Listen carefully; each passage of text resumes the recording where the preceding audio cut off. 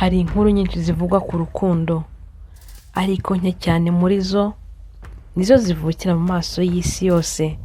Nk'ahangaha byatangiye ari umukino mu maso y'ababakurikira, ariko ibyari umukino bihinduka ukuri k'ubuzima. Paje y'urukundo itangira kwandika ubwo mu gitabo.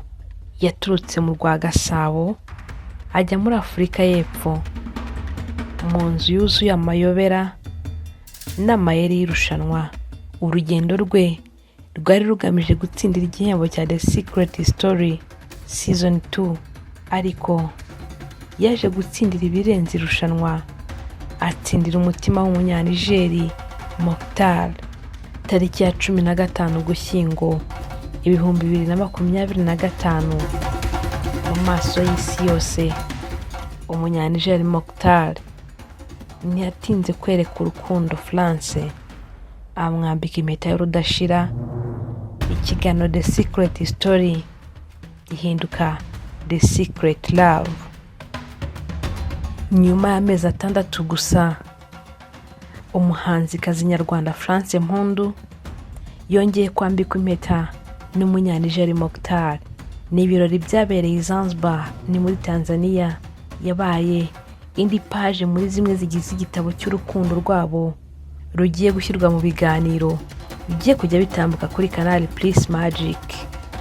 Ni ikiganiro kizaba cyitwa VIP. Ni ikiganiro kizibanda ku mashusho y'ubuzima bwa France ndetse na Mokhtar. Kizajya cyerekana ubuzima babayeho mu Rwanda ndetse n'ahandi bakunze gutemberera. Intambwe yose bateye bazajya baba barimo gufata amashusho y'ikiganiro VIP.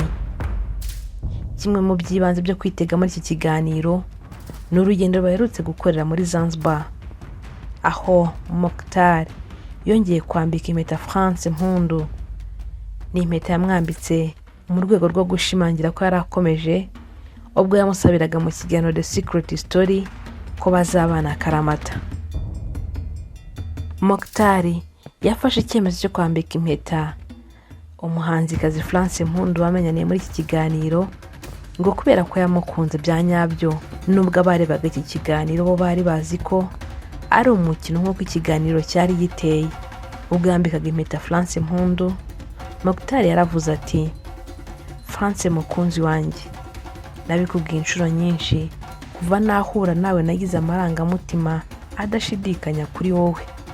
Uyu munsi reka mbikubwire kurushaho, niteguye kuguha igihamya cy'urukundo ngukunda. France wabonaga asa n'utunguwe cyane, yahise abwira Mokhtar ati yego, maze atega urutoki amwambika impeta. Abayobozi b'iki kiganiro The Secret Story ndetse n'abakurikira imbuga nkoranyambaga za Canal Plus bose baravuze bati tubonye ubukwe bw'umwaka 2025. Mokhtar wambitse impeta France Mpundu ni umusore ukomoka muri Niger, ndetse hari amakuru yemeza yuko akomoka mu muryango ukize, umuryango ufite igisekuru cyo mu bwami bwa nyuma bw'igihugu cya Niger. Nyuma y'ukwezi kumwe n'iminsi mike, iyi couple yo kuri televiziyo yasazwe n'ibyishimo ubwo Mokhtar yegukanaga irushanwa The Secret Story, ahabwa miliyoni 50 z'amafaranga y'u Rwanda. Ni intsinzi yashimishije benshi, ariko cyane cyane abari bakurikiranye umubano w'umunyanigeri ndetse n'umunyarwandakazi France Mpundu. Mokhtar uturuka muri Afurika y'Uburengerazuba yari yinjiye muri The Secret Story nk'umusore ufite intego yo kwerekana ukuri kwe ndetse n'indangagaciro ze. Mu minsi 70 abarizwa muri Maison des Secrets, yacishagamo akagaragaza ubuhanga bwo gukina neza umukino urimo n'amabanga menshi, agahuza n'abandi ariko agakomeza kwihagararaho mu bihe byamugeragaho byabaga bitoroshye. Mu matora ya nyuma, Mokhtar yegukanye intsinzi ku majwi 45.6%, akurikirwa n'uwo bari bahanganye Moussa Keita wagize amajwi 38.4%. Ku rutonde, France Mpundu yasoje ari ku mwanya wa 4 n'amajwi 0.8. Nubwo atagize amajwi menshi, France Mpundu yakomeje gushimirwa na benshi kubera ukuntu yitwaraga muri Maison des Secrets. yagaragaye nk'umukobwa ufite umutima mwiza ugerageza gukemura amakimbirane ku buryo bwiyubashye akanashyigikira Mokhtar mu bihe bikomeye. Umubano wabo waje kugira isura nshya, batangira kugaragara ko atari umukino w'amagambo ahubwo ari ubucuti bukomeye bwakomeje no hanze yaho. Mu biganiro byagiye bikomeza ku mbuga nkoranyambaga, benshi bakurikiranye irushanwa bagiye bagaragaza ko couple yabo ariyo yahaye ibyishimo abakurikiye Secret Story Season 2 yabereye muri Afurika y'Epfo.